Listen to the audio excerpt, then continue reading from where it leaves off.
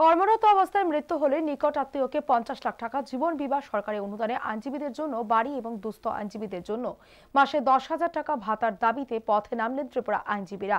মঙ্গলবার আইনজীবীরা আগরতলায় মিছিল করে রাজ্যপাল অধ্যাপক কাপ্তান সিং সোলাঙ্কির সাথে দেখা করতে যান।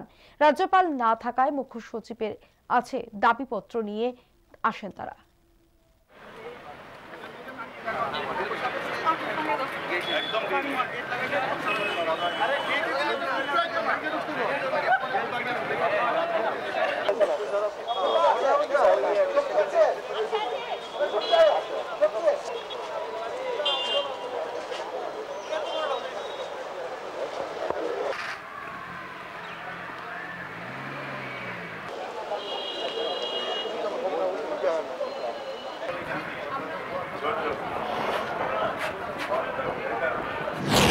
এইবার বাজেট যে হচ্ছে, এই যে সাপ্লিমেন্টারি বাজেট, সেন্ট্রাল বাজেট, কৃষকেরা আন্দোলন করছে বলে ওদের একটা ভোট ব্যাংক আছে, ওদের জন্য প্রভিশন করছে, এসসিদের জন্য প্রভিশন করছে, বিভিন্ন সম্প্রদায়ের জন্য প্রভিশন করছে।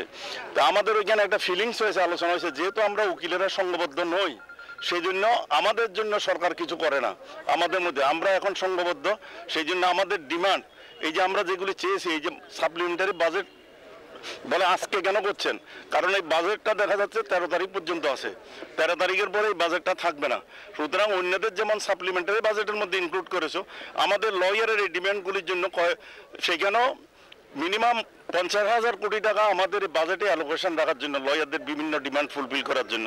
সেগুলির জন্য আমরা এখানে যেমন করছি, সারা ভারতবর্ষে গভর্নর হাউসে যাচ্ছে, আর দিল্লি এবং আশেপাশের 3-4টা স্টেট মিলে আজকে 65,000 লয়ার পার্লামেন্ট ভবন অভিযান করবে এই দাবিগুলোতে সবার অ্যাটেনশন নেওয়ার জন্য। এবং আমরা বিভিন্নভাবে আমাদের যারা নির্বাচিত জনপ্রতিনিধি, লোকসভা, এমপি, রাজ্যসভা সবাই আমরা নজরে নিয়েছি, তারা যাতে এই ব্যাপারটা নিয়ে